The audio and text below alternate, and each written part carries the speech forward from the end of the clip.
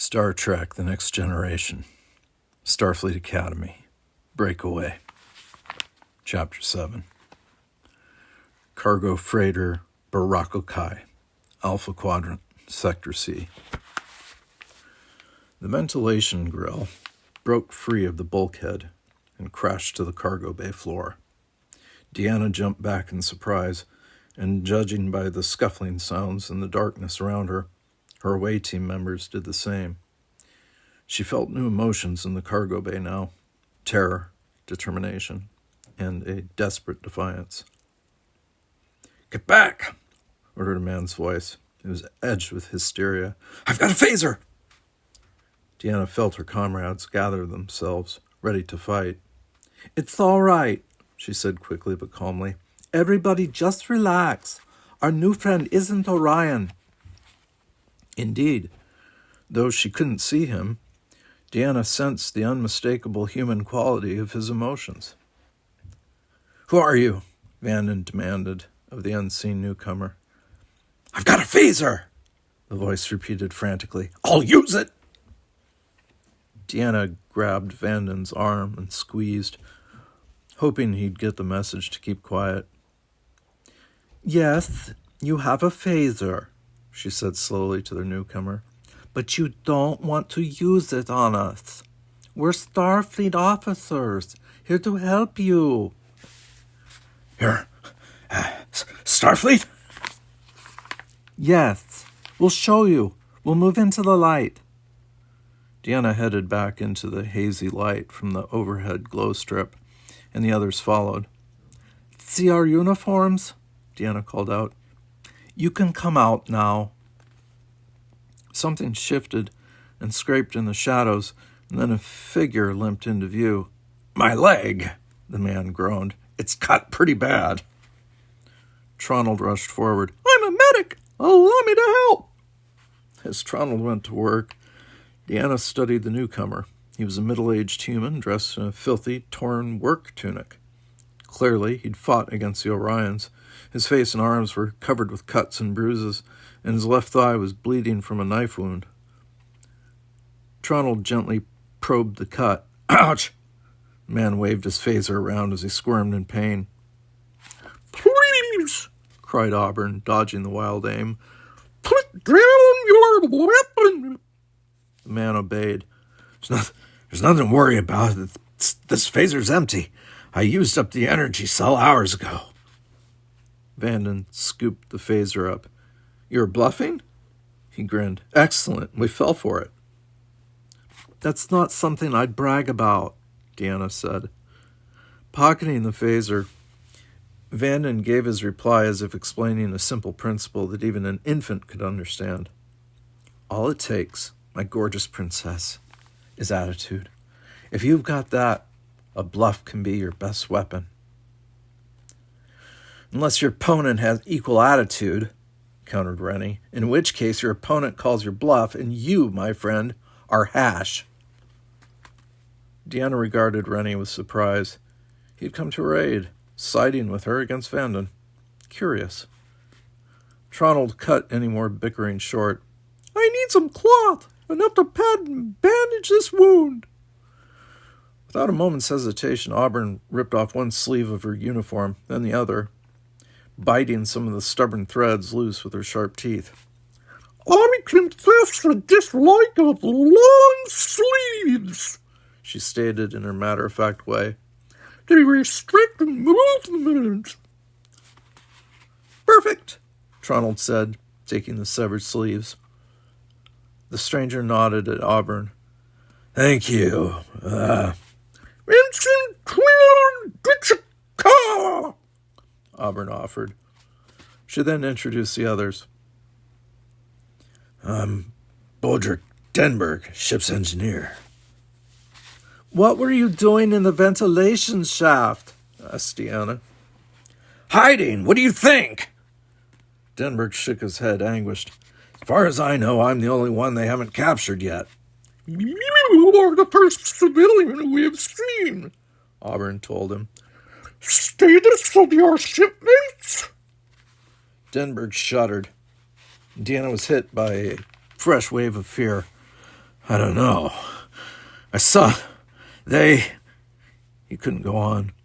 Deanna barely fortified her mental shields in time to protect herself as Denberg's mind overflowed with emotion. Poor man, she thought.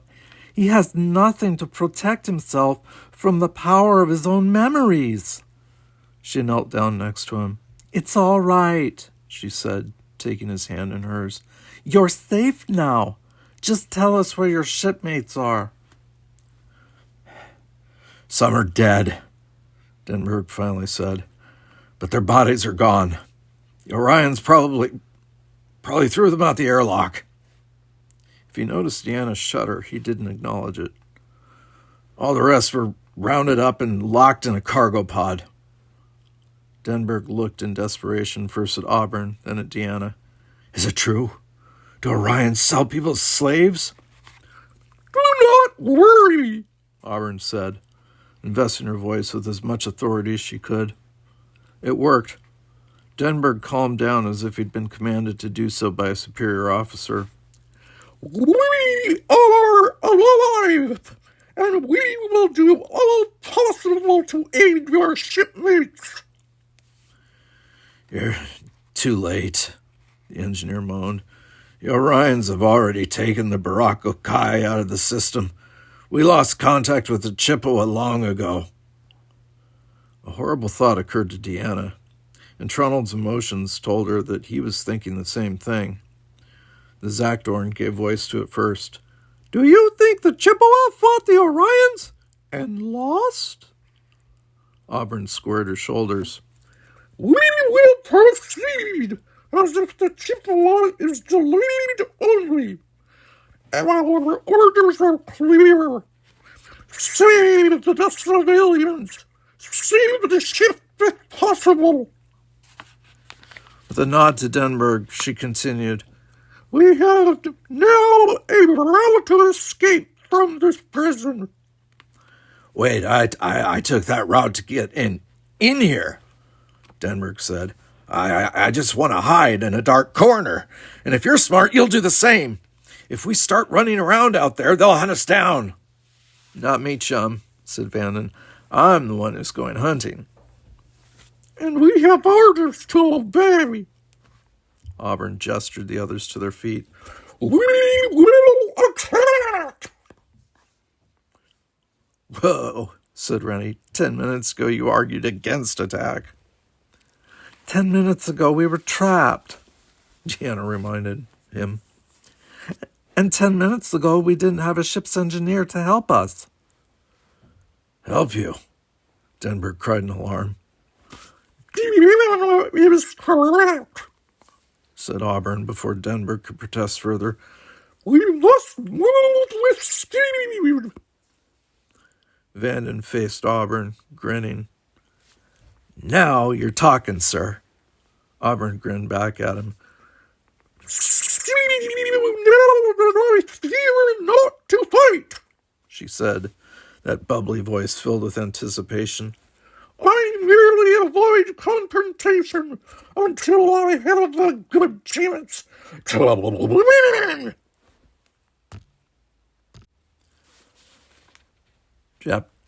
Chapter 8, Starfleet Academy, Earth. This meeting wasn't going to be like the first one. This would be more like a battle she had to win. Deanna stepped into Thaddeus Gould's office and stood at attention. The counselor, sitting behind his desk, finally looked up from the pad he'd been reading. Cadet Troy, he greeted her. As you were. What can I do for you? Deanna relaxed her stance, nervously clearing her throat. First of all, sir, I would like to thank you for seeing me without an appointment. Your request sounded important. Deanna nodded. Yes, sir, to me it is. Just spit it out, Deanna. Sir, I'd like to sign up to take the Breakaway simulation. Lieutenant Commander Gould was far too professional to do a bug-eyed double take at Deanna's announcement. Yet something in the way he blinked had almost the same effect. Really? Yes, sir. Gold seemed to weigh several factors in his mind. Then he said, "You do have the right to take the test at any time during your freshman year, though most cadets choose to do so at the end of their second semester. They want to learn all they can from their classes in case the knowledge and skills gained are necessary during the simulation." "I am aware of that, sir." "Are you also aware that if you fail, you will be dismissed from the academy?" "Yes, sir, I am." Gold nodded. "Then tell me, why are you so eager to put yourself on the line?" Deanna had the answer ready. She'd practiced every possible version of this meeting in her mind for the past hour, knowing that this one question would be unavoidable. "I thought about what you said during our last meeting, sir. You were right, of course. I do have some hard decisions to make. Well, I've made some of them. Until now, I've been letting certain aspects of my life intimidate me. Instead of protecting myself by building up my own mental shields, I've been blaming other beings for having emotions. Instead of controlling my empathic abilities and reaching out to others in friendship, I've been holding back and then feeling angry that others aren't reaching out to me." Deanna shrugged. "Simple mistakes, sir, but they were revelations to me." Gold gave her a little smile. "Cadet, there's nothing simple about personal relationships. In fact, the simplest social skills are often the hardest to master because everyone assumes they should come naturally. Nobody is born with the automatic ability to get along with others, however. It's a learned skill. Unfortunately, not everyone learns it." His smile faded, and he leaned back in his chair. "About the Breakaway test, however." "It's the solution to my final problem, sir," Deanna stated. "Final problem?" "He already knows," Deanna reminded herself. "He must know. He's just making you say it yourself. My ability to make decisions, sir. I have recently learned that some decisions, even when made, carry no weight if they're not accepted by others." "That's called lack of authority," Gold offered. "Exactly," agreed Deanna. "Without authority, people can make all the decisions they want, but it won't do them any good." Deanna paused, anguished. "I can't do it. I can't complain to him about my own mother. I just can't talk about her behind her back, no matter what the circumstances. There must be another way." But no other way came to mind. Gold waited, as if he knew exactly what kind of war was going on in Deanna's head. When she didn't speak, he said, "Authority comes with experience, doesn't it?" The question came out of nowhere. "Yes, sir," Deanna answered, wondering. But Gold said no more. He just folded his arms and looked at her, his expression neutral. And then Deanna understood. "He's given me an opening." "Experience is the key," she began, groping for the right words. "For instance, I made the decision to come to the academy, but I'm not moving forward, as you pointed out before. I need to gain authority in order to back up my own decisions. I need to prove to be honest, Deanna, to myself most of all, that my decision to come here was the right decision." She tried not to plead, but she couldn't help it. "Sir, let me take the Breakaway test. If I'm meant to be here, I'll pass. And I know that when I do, everything else will fall into place." Gold scratched the lobe of one ear in a contemplative gesture. "An all-or-nothing plunge, You know that you can't take the test alone. You'll need a team of at least 2 other cadets, preferably 3. I don't think you're going to find many freshmen willing to jeopardize their careers this early." "I'll find them somehow, sir." Gold gave her a wry look. "Yes, I bet you will." He stood up. "Very well. Cadet Troy, I grant you permission to sign up for the test." Deanna couldn't hold back her relief. "Thank you, sir." "Don't thank me," Gold warned. "I think this is foolish of you, and I want you to tell any cadets who consider teaming up with you to talk with me first. This isn't your gamble alone." Deanna thought the meeting was over, but Gold walked her to the door. "I wouldn't give such permission to just anyone, Cadet. Understand that. But I'm well aware of your situation." He paused, choosing his words carefully. "You see, when your mother came to campus, I made it my business to meet her. She is a most beautiful, charming, and extraordinarily strong-willed woman." Deanna felt several emotions flit by: respect, amusement, irritation, admiration. Gold's emotions toward her mother. She tried not to grin. "Yes, sir, that she is." Gold opened the door. "The rules for the test are available through your computer uplink, Cadet. Read them carefully and be ready to report to training Hollow Suite 4 in 3 days." "Yes, sir."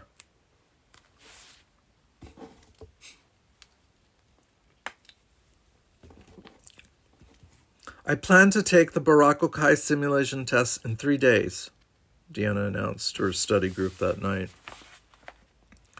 She'd walked into the Sudak Hall study area, well prepared to say these words. And though it was the exact opposite of what she'd been trying to do for the past 3 weeks, now she kept her mental shields down and her mind wide open. Deanna wanted to sense every emotion from the cadets in her group. Auburn, Rennie, Vanden, and Tronald were seated at a round table with their noses buried in class materials. At Deanna's announcement, their heads jerked up, and the response came in perfect unison. "What?" "You heard me. I'm going to take the big washout." "But why?" Tronald asked, mystified. "You don't have to take it." "Until second semester, I know. I have my reasons, and I have a reason for telling all of you." Deanna paused. "I can't take it alone. I need a team." Nobody spoke. Then Auburn's face broke into a wide grin, matching the excitement that Deanna sensed welling up inside her. "Yes! It will make Academy history to pass the Breakaway so early would put distinctions on my permanent record. I wish such a distinction." "You're bug nuts," Rennie declared uneasily. "This particular distinction is only good if you pass the test. What if you flunk?" Auburn turned her large ocean blue eyes on Rennie. "I will not flunk."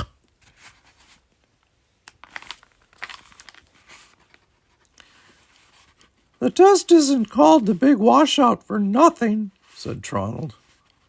Vanden got up from his chair and draped a chummy arm around Deanna's shoulders.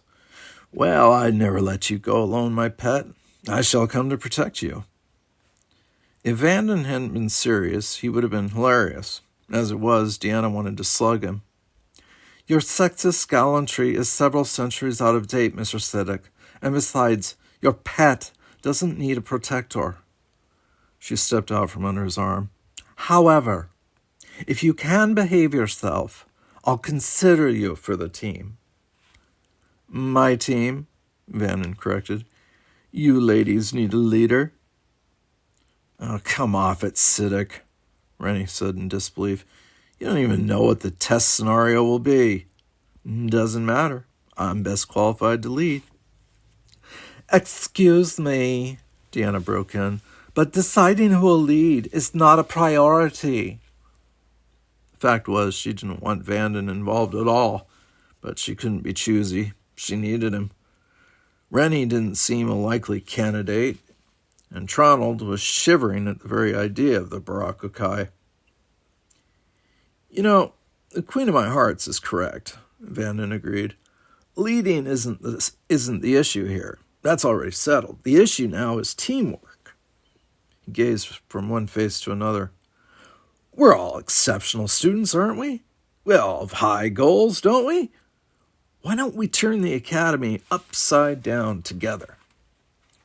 Tronald's response was immediate and emphatic. "No!" "I'll be quiet. You're coming," Vanden told him flatly. "But what if we—" Rennie began. "We won't," Auburn assured him. Deanna could hardly believe it. Even if Rennie and Tronald backed out, she could take the test with Auburn and Vanden. And something in the way Tronald fidgeted and in the way Rennie glowered told her that they were fighting their own fear more than anything else. Perhaps they would change their minds. She could already sense their growing interest. I've got a team, Deanna thought gleefully. I've won half the battle already. You haven't even stepped onto the battlefield yet, little one, came a mental voice. Deanna gasped. Mother! Where? Asked Vanden, glancing around the room. The door of the study hall whooshed open, and Loxana Troy burst in, an expression of panic on her face. Is it true, little one? Are you taking that washout ordeal in 3 days? Deanna regarded her mother, as the other members of her study group regarded Deanna. Mother, what are you doing here? I've come to stop you from making a fool of yourself. Speak out loud, Mother. My study group is composed of non-telepaths. Deanna glanced at Rennie. That includes me. Loxana gave her daughter a strange look, then waved a dismissive hand at the other cadets. This doesn't concern them. I'm speaking to you. You are not taking that test. Deanna turned her back, and Loxana's eyes blazed with outrage. Very well, I'll say it out loud. You're not taking that test. Yes, Mother, I am taking that test. Deanna responded, her back still turned. Loxana glared at the other cadets. You put her up to this, didn't you? Go on, admit it. I can find out on my own, you know. She suddenly turned to Rennie and frowned. How dare you accuse my daughter of such a thing? Rennie blanched. What'd I say? You don't have to say anything, Mr. Rennie, Loxana stated. I am a telepath, and I'll have you know that my daughter is the most honest creature on this planet. She whirled on Vanden. And you! Vanden flinched just a little. Ma'am? Don't you ma'am me, you... Loxana's hand spiraled in front of her as if she were groping for a word out of thin air. You hormonal wild man! Stay away from my daughter, is that clear? Deanna whirled to face her mother. Enough, Mother! You're not going to get your way by badgering innocent bystanders. Innocent bystanders? Ha! Little one, these hooligans have encouraged you to throw away your career, especially this one. And she jabbed an accusing finger at Auburn. Auburn gazed placidly at Loxana, as if everything were hunky-dory. We will leave, the Ichthian offered, for you to speak to Deanna with privacy. She gestured the other cadets to the door. Loxana folded her arms. Fine, you're all dismissed. They hastened out. I can't believe you did that. Deanna could barely keep back tears of frustration. Don't you care how I feel about anything? Deanna expected an outburst as a reply, but Loxana, always unpredictable, now regarded her daughter with an almost desperate expiration. I might ask you the same question, little one. She held up her hands when Deanna started to protest. All right. I'll talk out loud.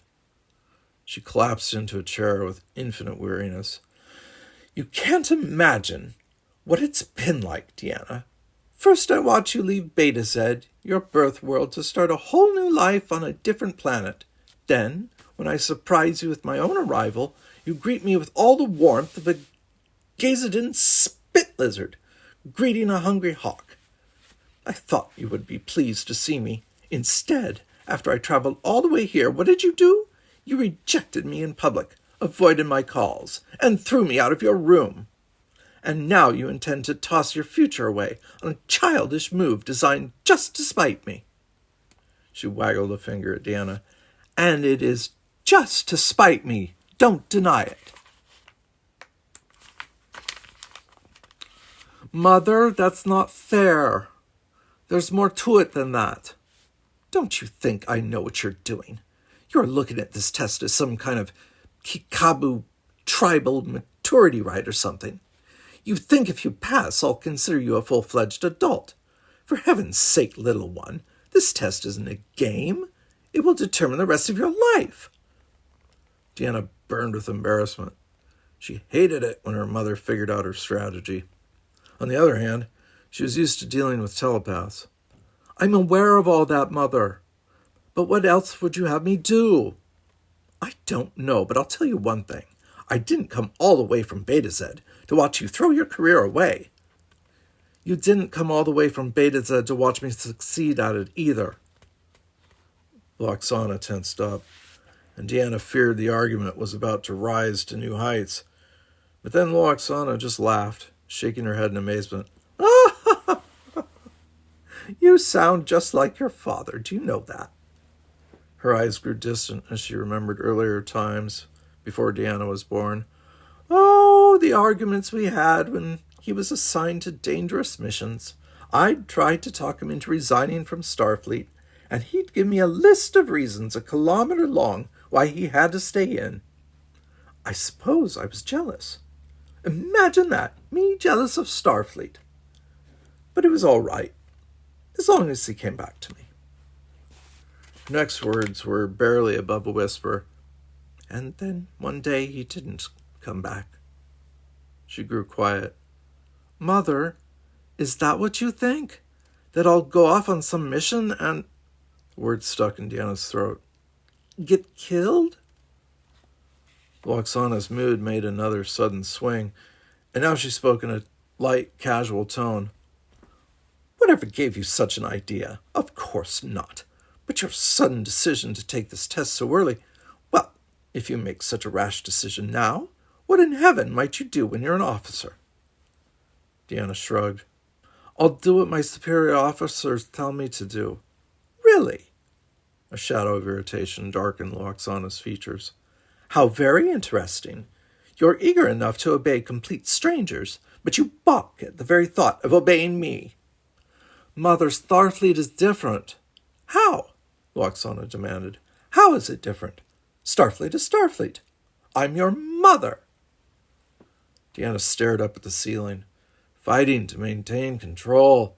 If her mother's concerns hadn't been genuine, she could have disregarded them.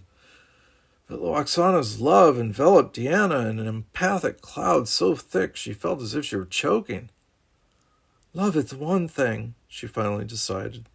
But what she wants is my obedience for the rest of my life. I just can't give her that. Mother, I'm going to take the test. Loxana smacked the table with the palm of her hand, making Deanna jump.